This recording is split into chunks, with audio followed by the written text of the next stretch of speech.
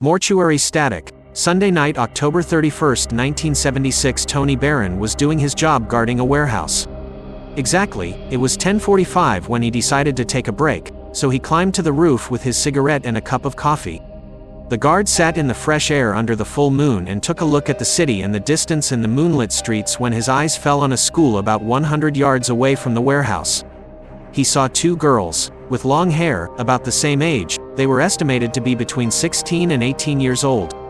They were running in the schoolyard. While he was watching them, they disappeared. Tony was shocked, and the cigarette fell from him into the cup of coffee. But he continued to stare at the field. Perhaps the young ghosts would reappear, but they did not. Tony felt uncomfortable, so he went back into the warehouse through a door in the ceiling. Tony didn't believe in ghosts, but he couldn't find any explanation for what he had just seen. It was definitely not a hoax or a hallucination. The guard phoned his old uncle Stan Jones, a retired policeman, to tell him about the strange scene he had just witnessed. After the uncle heard the story, he asked his nephew, "Stan, haven't you read the news lately?" But Tony confessed that he only read the sports pages in the papers. And he asked his uncle, "Uncle, why do you ask? And what does that have to do with what I saw?" "Stan, about a week ago, it was in the papers that two sisters had died in a car accident in Bolton. They were reporting from the age as only 15 years. The accident occurred while they were returning from the school near which Tony works." "You were joking." "In the warehouse that Tony was guarding Uncle Stan, around 1965, I don't remember the exact day, but it was in October at the time. The old guard invited me to the warehouse for a cup of tea, as he was my friend. The toilet is at the other end of the building.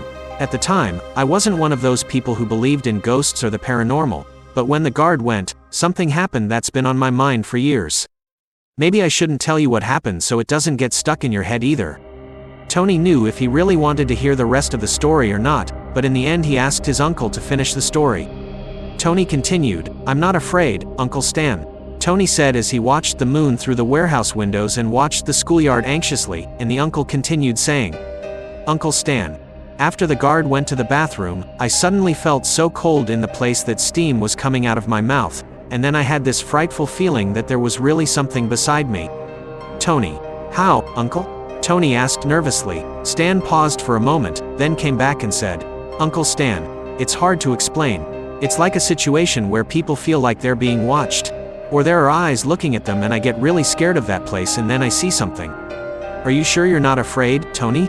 "Tony, a little bit, but my curiosity overcame my fear." "Go on, Uncle." "Uncle Stan, I looked here and there I saw 3 or 4 things. I don't remember their number exactly, but they looked like human bodies, all covered with white sheets, and they were lying on the floor in a dark corner of the room, and they remained there until the guard came again, so I pointed to him towards them and asked him, 'What are those things covered there?'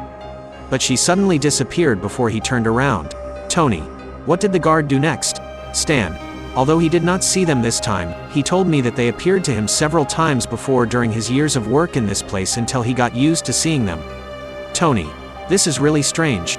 Here, Tony had a strange feeling that something was near him, but he ignored his feeling and tried to distract. His mind was taken away by the conversation with his uncle. "Uncle Stan, do you know what the guard said to me then?" Tony, "No, what did he say?" "Uncle Stan, he said that the warehouse was built on a land above which there was a morgue a long time ago." Here the connection was cut off and Tony felt his hair stand up and that something or someone was approaching him from behind. "Then I smelled a bad smell in the place. Then something more happened than that.